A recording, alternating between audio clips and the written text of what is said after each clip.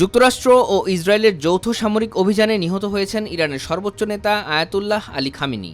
১ March ইরানের রাষ্ট্রীয় সংবাদ মাধ্যম IRIB এই তথ্য নিশ্চিত করেছে।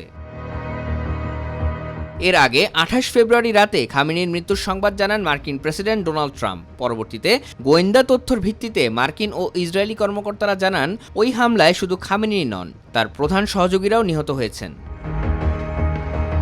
নিহতদের মধ্যে ইরানের সাবেক ন্যাশনাল সিকিউরিটি কাউন্সিল সচিব আলী শামখানি এবং ইসলামিক রেভলিউশনারি গার্ড কর্পস IRGCর কমান্ডার মোহাম্মদ পাকপোরের নাম নিশ্চিত করা হয়েছে।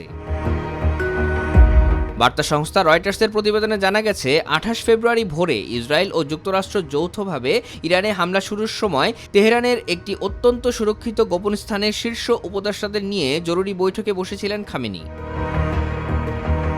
ইরানি সূত্রগুলোর বরাত দিয়ে রয়টার্স জানিয়েছে, হামলার ঠিক আগ মুহূর্তে সুপ্রিম ন্যাশনাল সিকিউরিটি কাউন্সিল সচিব আলী লারজানি এবং শামখানির সঙ্গে খামেনি একটি ভূগর্ভস্থ সুরক্ষিত বাংকারে কৌশলগত আলোচনা করছিলেন।